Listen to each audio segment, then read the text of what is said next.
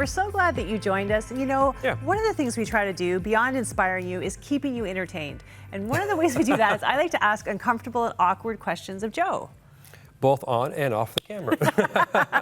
So what I want to ask you today, Joe, you're a pastor and, Yes. And you're also a pastor on television. So a lot of pressure on that role. Do you ever feel pressure to perform or to be perfect, to try to be perfect as a Christian? Yeah, all the time, and whether it's a perfection that or expectation that we place on ourselves, because, I want to be good at what I do. Hey, we all want to be really good at what we do. We want to be the best for God. We want to serve people the best.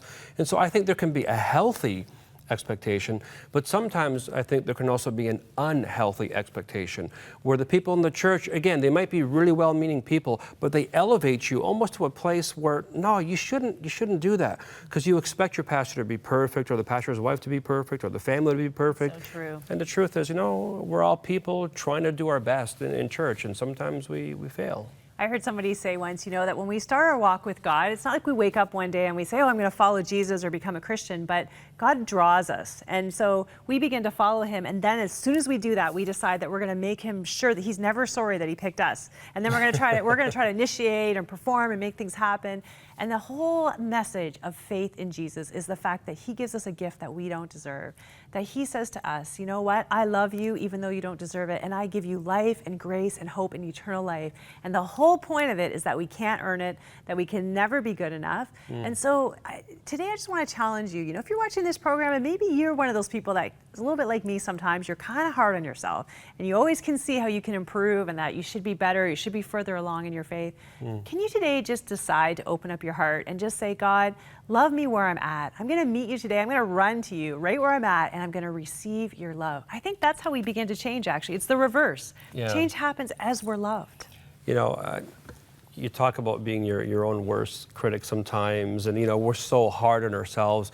And I don't know what you're like when you go home, but I don't watch the programs back because I don't like seeing myself on television. I do think, the same. Why Totally. did I say that? Yes. Why did I do that? Oh, look at the way this is sitting or that is sitting, because of these expectations. Yes. You had a bit of an interesting article about expectation, I think. Yeah, I love this because he kind of went through like different people in history that we look up to and famous how people, they performed. And so he said, for example, St. Patrick, who we named Patrick's Day over, he was plagued his whole life by shame and he struggled with that.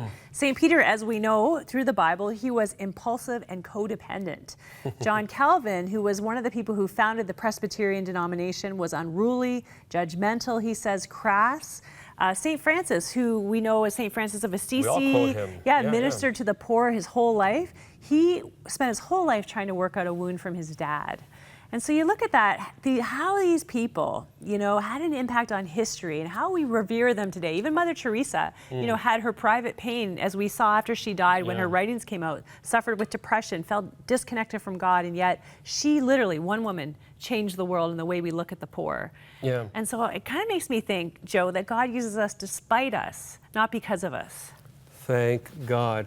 Right? What I'm hearing you say is that God can use broken people. God can use normal, everyday people.